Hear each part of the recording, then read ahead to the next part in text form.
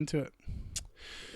Cool. Hey everyone. Welcome to the Fundamental Escape podcast. I'm your host, Mark Fitzgerald, and this is another installment of my Detox series. I'm here today with a very exclusive guest, Martyn. Hey, Maddie. G'day, Marcus. How you doing today? How's Hamilton?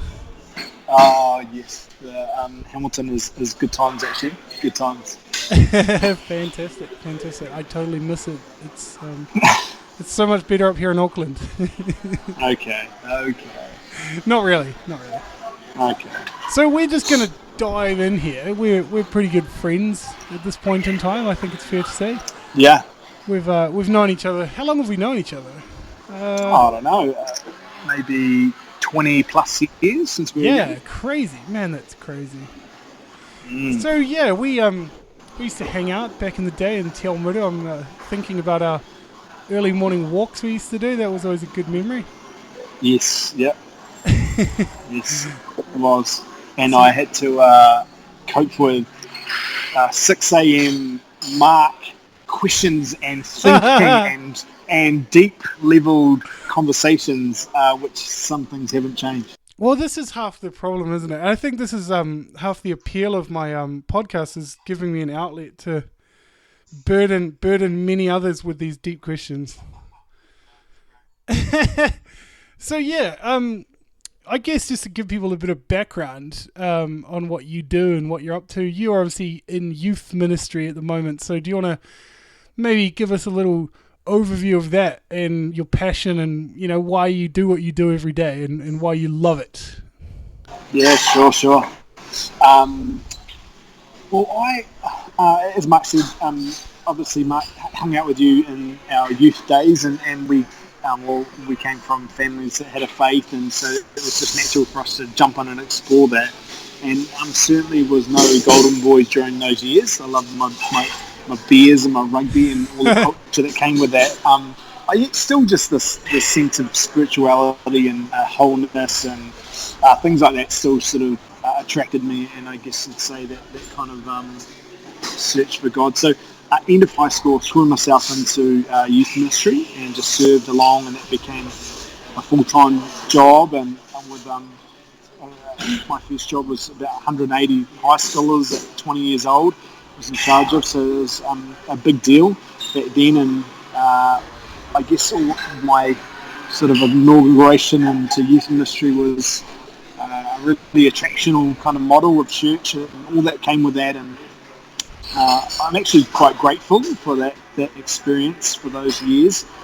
They gave me such a long rope, and it was such a great time. But also, I guess, Mark, the idea of success, what success was in ministry and spirituality was set for me, and I believed it wholeheartedly. So I think since then some things have certainly changed. But yeah, so that's how I started, and then I went to a new faith community after a whole bunch of different things that sort of went wrong in my life, which you're happy to ask about whenever you want. But I went to a faith community basically just to sit and heal, but after a while got back into youth ministry. So spent sort of 5 years doing that, then moved into working with young adults and whatever else I was asked to do on staff, was speaking and normal kind of faith community practices. So that's what I've been doing sort of the last 12 years or so. Yeah, and doing fantastically at it, I might say. Oh, thanks, Mark. So I guess not to take the tone of the conversation down too much. Nah, hit it. Go hard. You did, kind of allude to some things that you've been through, and I know, obviously, people who don't know you, would know that, wouldn't know, sorry. One of the things that, is a huge thing in your life, obviously, is losing your mum quite early on to cancer. And yeah. I just wonder, it's one of those things, and I know, you've been quite an open book, and you always are quite open to talk about anything, really, which is amazing. The whole thing of dealing with grief and loss in the church seems to be something we kind of missed the boat on in many ways. Man, totally. And I know, it's something I'd like to hear more about. And I could go on a tangent, but I'll try and stop myself. You know, what was that like? I mean, do you feel looking back at that time, you know, was there pressure kind of just to like get over something like that and just move on as soon as possible? Or No, great question. I mean, let's jump on when you want. I think, one thing is this: I'm one of 5 siblings, and we all dealt with it really, really different. So, just at a human level, my observation is you can't categorise this stuff. Like, I actually had a pretty, I like all the signs were there in a real natural sense that my mum was dying of cancer. So, I think I did a lot of grieving beforehand. I had the privilege, Mark, of nursing my mum for 4, 5, 6 months actually before she passed away, so doing her meds and being the sort of full-time stay at home. So that was a real privilege, but I probably grieved a lot before that. Now, just quickly is that, my other siblings though, all different. Some just ignored it, some were believing in faith and that was it, that she'd be healed. Others just launched into drugs and, we all just had our coping mechanisms. yeah, But I think, a couple of quick things is, we had, this is nothing new, but we literally had in that small town some church folk come around and say that, mum had passed away because of her lack of faith. Classic. So you want to punch them in the face as a 17, 18-year-old. But probably looking back is just to jump forward and please dig in is, yes, a theology of suffering is, I think, something that is late coming to much of the church anyway. Because I think it gets confusing. You know me, man, I speak in really basic terms. I think there's a misconception of the blessed, what blessed means. And what, does blessed mean we're not going to get ill and not going to suffer? I think that's probably a tension for some newbie Christians that don't dig in terms of that we're not going to experience pain and suffering, or is it actually just gives us a perspective and a peace and a strength within suffering? So, and lastly, there's this old song, Mark. Do you remember Dave Dobbin? Yeah. There's a song that he sings where he says, "When I needed you most, I couldn't find the language." And for me, that struck me a few years ago. And I know this might sound a bit cheese, but for me, I was like, you know what?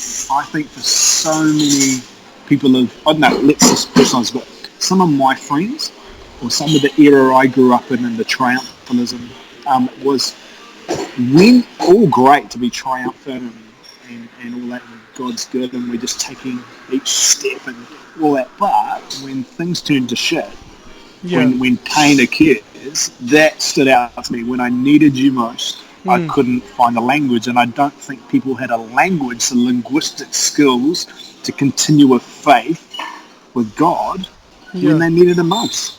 Isn't it ironic that suffering is the one thing the church struggles with the most? That it's actually the core of Christianity is the cross. Oh, yeah. Isn't there some irony there? Totally. And it's reminding me. How did he come? Yeah, you reminded me too when you talk about people giving you reasons for suffering and wanting to punch them in the face. There's a friend. He's a friend of actually Peter Rollins. He's a poet. Padre Go Tuama, his name is. Oh wow. He suffers from. Well, he went through a number of years with like chronic illness and fatigue and things like that. And he said that he was in close knit like Christian community at the time, and he said I learned a lot about people's responses in the face of suffering and wanting to give you the reasons for suffering.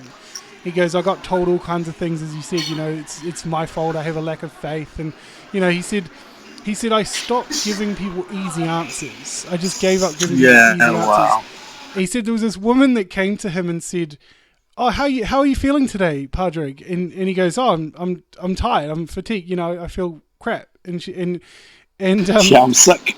And she says, "Oh, do you mind if I pray for you?" And he goes, "Oh, if it makes you feel better."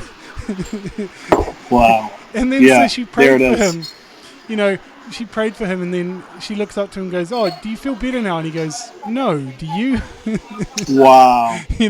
And he said, but he was really honest about it. And he says, in that moment, he goes, I realized, he goes, not only was that woman an idiot, but I was an asshole. You know.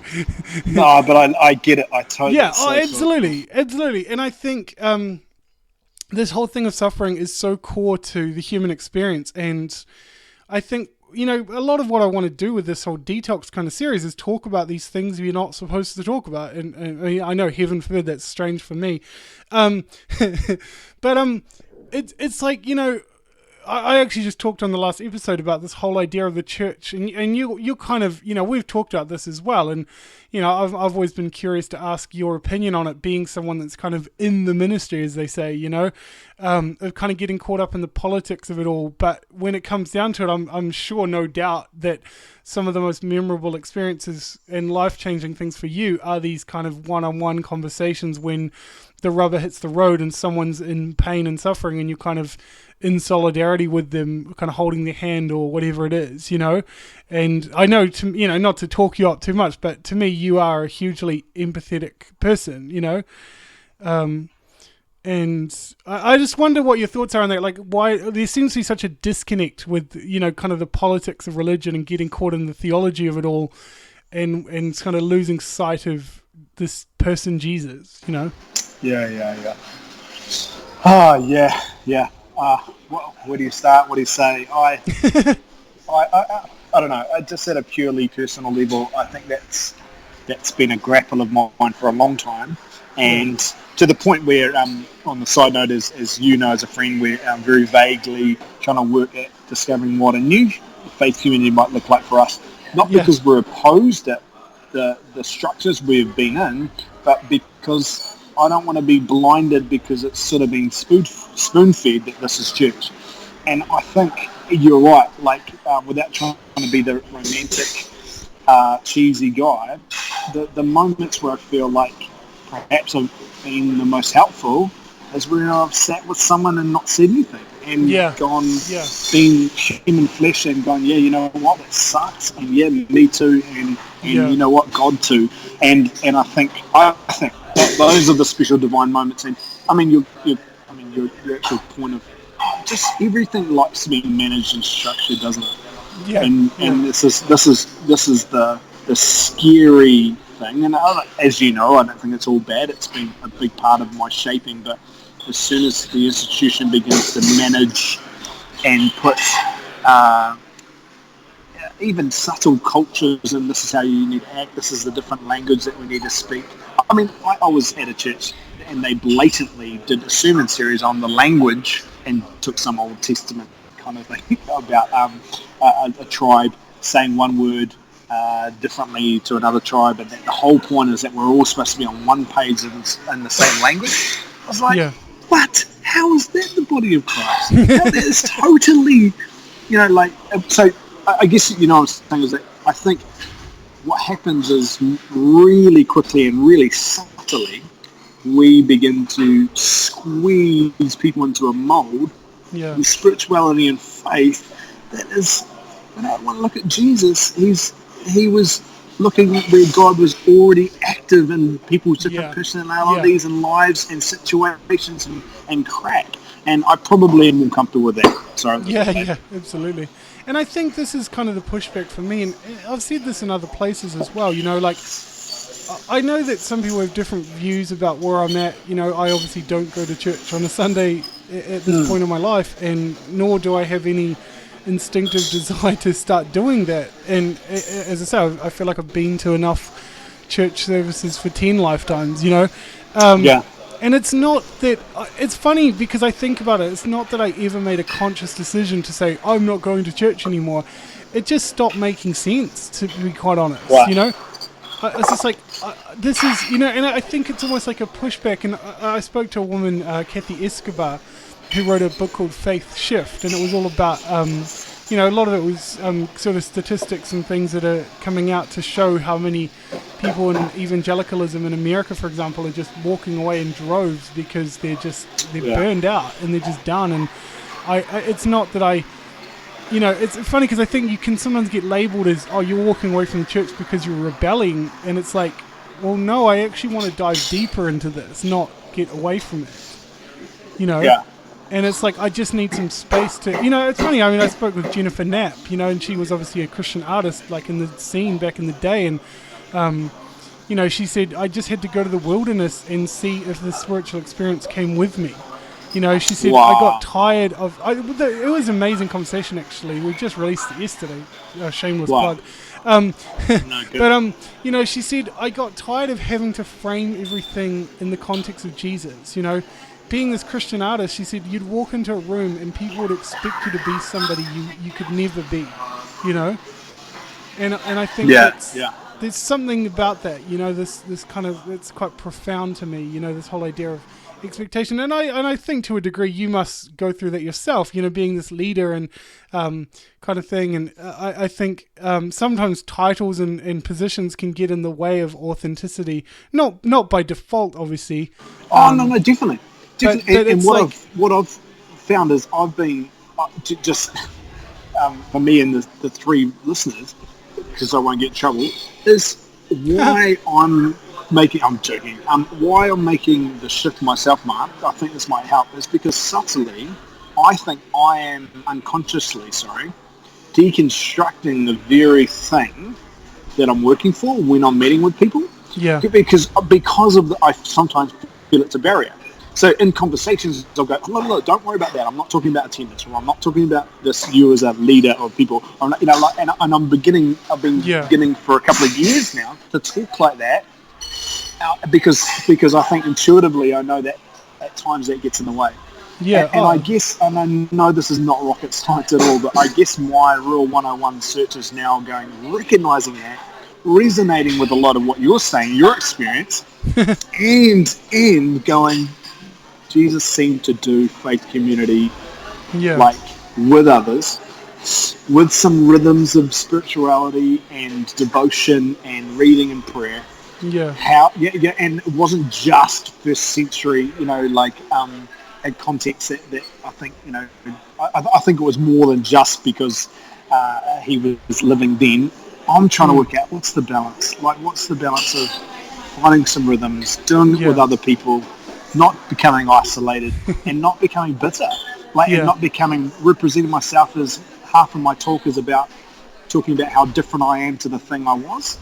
Yeah. And do you know what I mean? That's absolutely. Not a pointed thing. That's a thing that I just want to do the best I can to discover moving forward.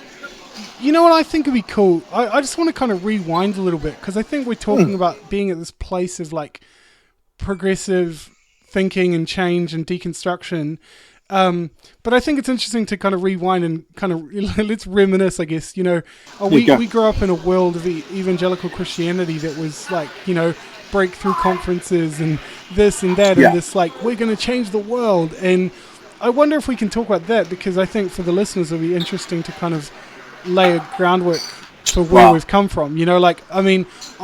I know, as I've said, I grew up in a world where I was very black and white, and it was this way or that way, and there's no two ways about it. And we're gonna, like I say, these conferences you go to once a year, and they build you up, and you're gonna change the world, and history makers, thinking of lines like that. And I just, it's funny actually. I just reminded, Peter Rollins has been talking lately about this whole idea of, obviously 2011, Rob Bell wrote his Love Wins, sort of railing against the idea of eternal punishment. And Peter Rollins has basically been doing the opposite and sort of railing against the idea of heaven and saying, the more you promise heaven, the more hell there is to pay, And I sort of just wonder, it seems like we were getting set up for a lot of disappointment. I don't know if you have any thoughts on that. No, totally. I don't know. Firstly, to say, and I'm not just trying to be cute, some of those outfits and those, those cultures that we were involved with, or personas I was, I'm really grateful for. Like, I'm so grateful that they, that the friendships I made, the faith, the expectation of God, not just intellectualizing everything. All that, I'm really actually super grateful for that. There was, I remember being a really young youth pastor, and we took about 100 of our young people in New Zealand. That's a decent chunk. and we took them to this conference, and it was just so incredibly hyped, and that's fine, and we enjoyed parts of it. And this one night, really quickly, they were like, "Tomorrow you've got to be here tonight. We're going to see angels. We're going to see literally this. You've got to come." And you know what? I took as a young, looking back, I guess I'm saying it began in me probably a long time ago now. But I said to our crew, I said to our leaders, I said, "You know what we're doing tonight? We're staying in. We're going to share some stories of life and faith, and we're going to hang out and have a laugh." And we stayed, right? And we didn't go because I was like, "This is ridiculous." And it was tearing because I didn't want to disappoint God. But I stayed, and I got such a firm talking to because I think there was 150 of us maybe, and because it didn't look good when there was 150 seats, and I got a stern talking to.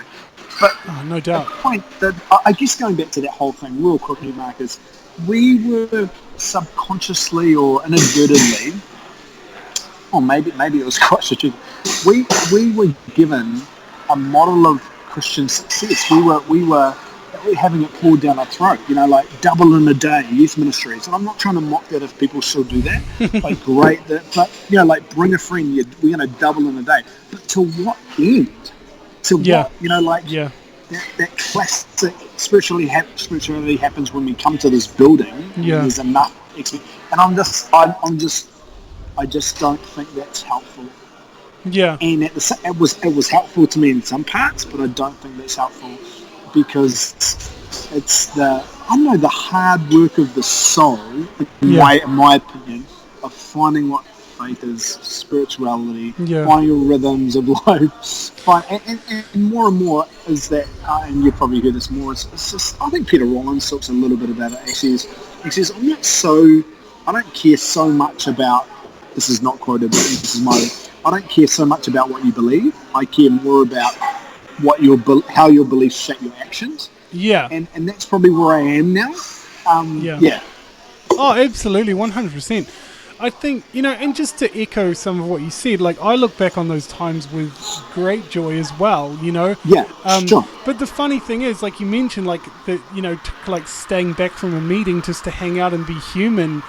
Like, we used to, I think when we used to go to Breakthrough, I think it was, we had like a house that we were allowed to stay in, and it was just a big group thing. And, some of the best memories were just there hanging out. And then we're like, oh, now we have to go to a meeting. It's like, that was the down part, So, and let's be honest, sometimes it was, just quickly, sometimes it was more about the leaders above us, the speakers, all getting to peacock.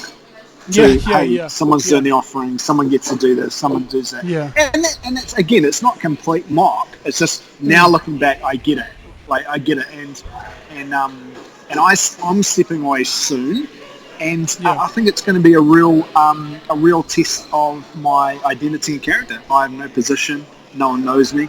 No one, anymore when I step away. And not that I'm anyone now, but you know what I mean. It's going to be a real test of identity. Like, I don't get ushered to a front seat anymore. I don't get asked to speak at a camp with 5,000 or 6,000 people. I won't get all of those, and it's going to be a really good character building shift for me, Mark. And maybe I'll need a phone call too.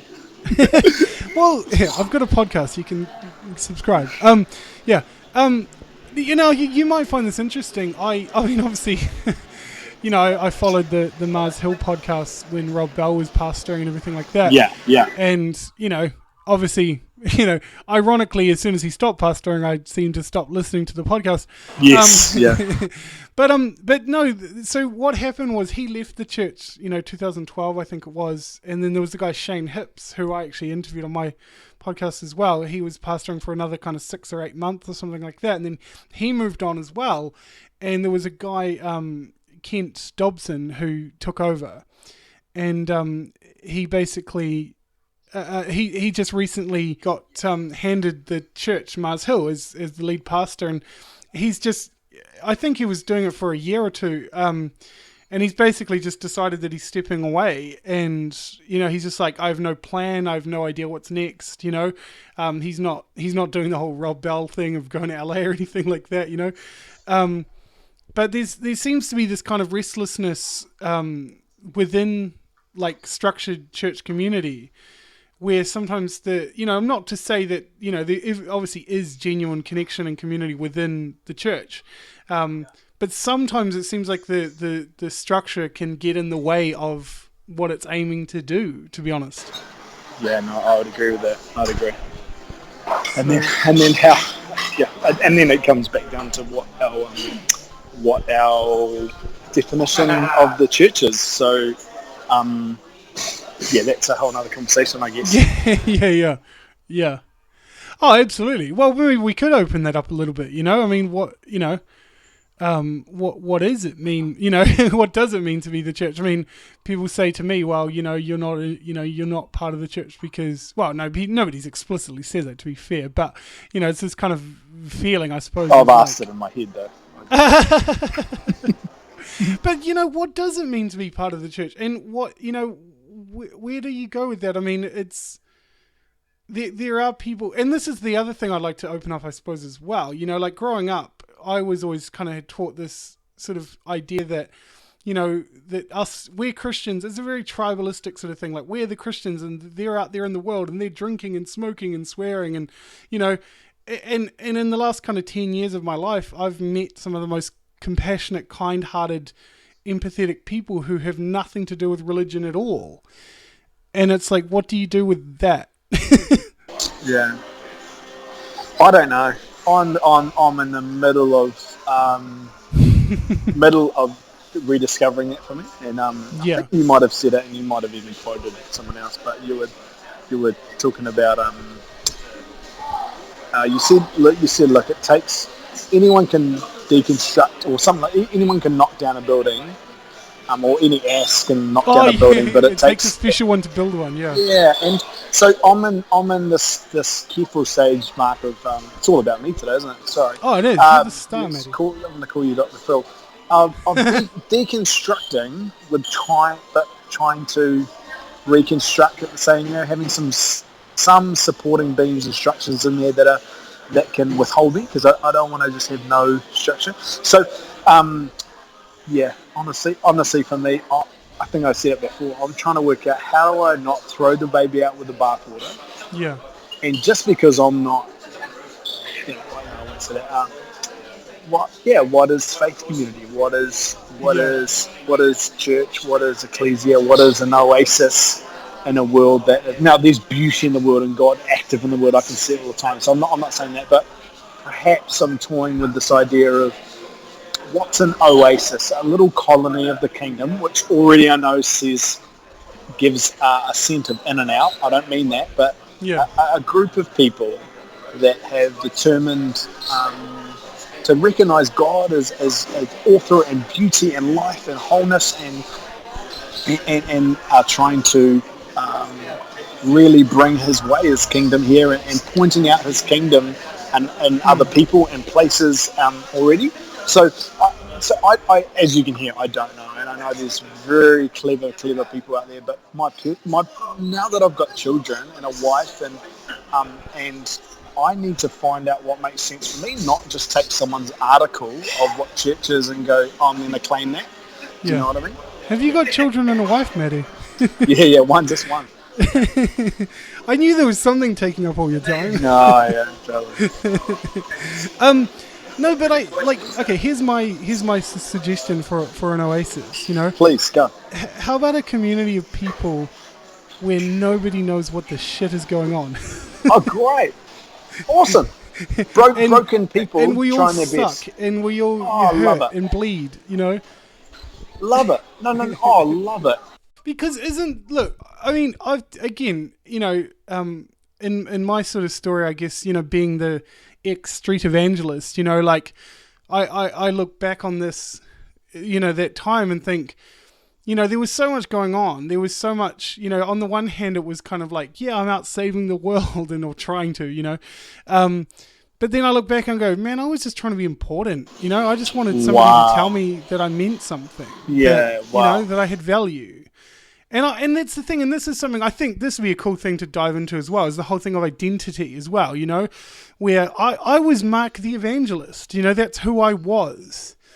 And then I kind of got lost in that, and that fell apart. And then I was like, oh, I was Mark the Heartbroken, and blah blah blah. That was another whole kind of, maybe that deserves a whole episode. But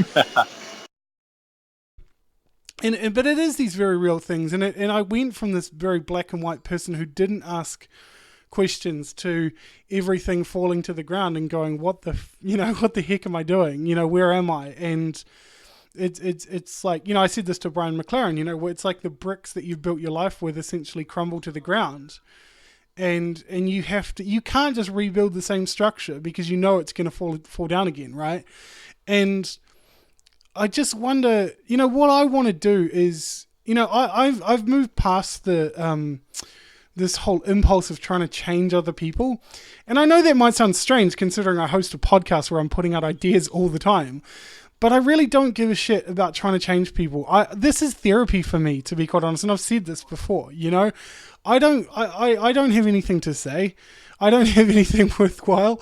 I have some experiences that I feel like I can talk about. I mean, I did a whole episode on mental health, which was amazing, But in saying that, I know you got a point, but just in saying that, you're in your zone at the moment, though, Mark. Do you know what I mean? This probably, I imagine, I'm not trying to put words in your mouth, I imagine what you're doing feels more like you than when you were on the street.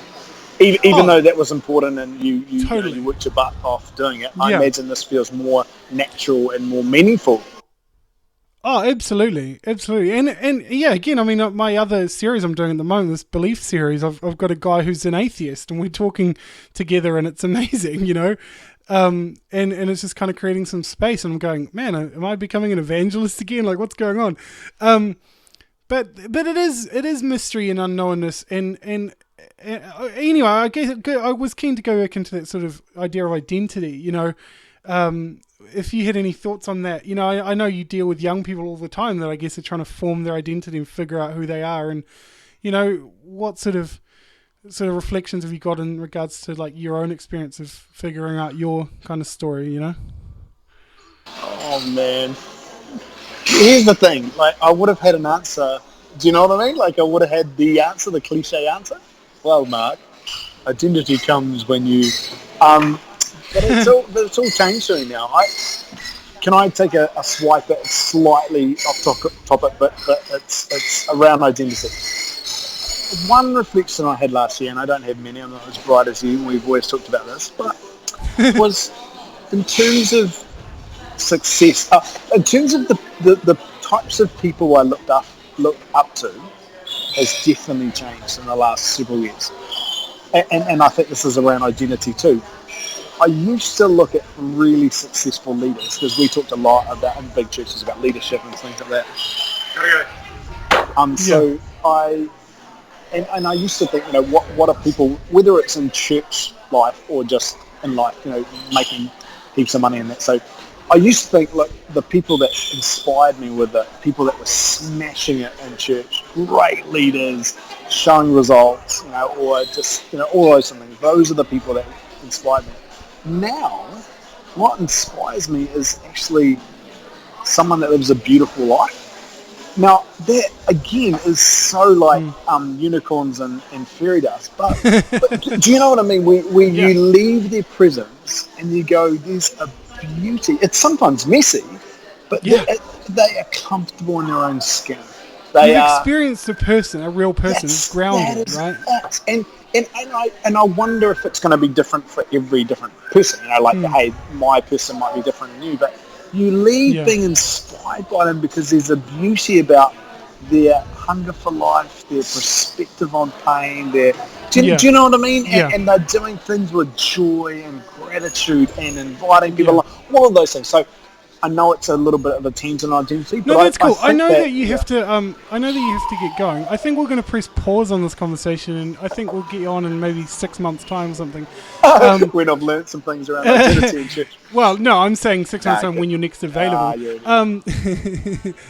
But I just want to kind of, if I can land it with a profound thought, as I like to be profound. Go on. In regards to kind of identity and finding purpose and things like that, there was a It was something that girl Elizabeth Gilbert said in an interview in regards to purpose. She said people say follow your. Oh no, it was passion. She was talking about passion. She says people say follow your passion, and she goes, that's great if you have a passion. She goes, but what if you don't? She goes, follow your gorgeous curiosity because I think it's enough. Wow, that's so good.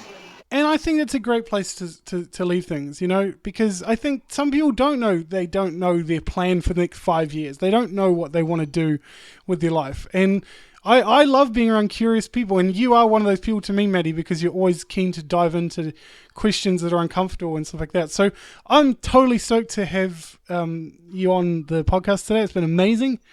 So thank you for your precious, precious time. Awesome. Thanks for doing what you do, man.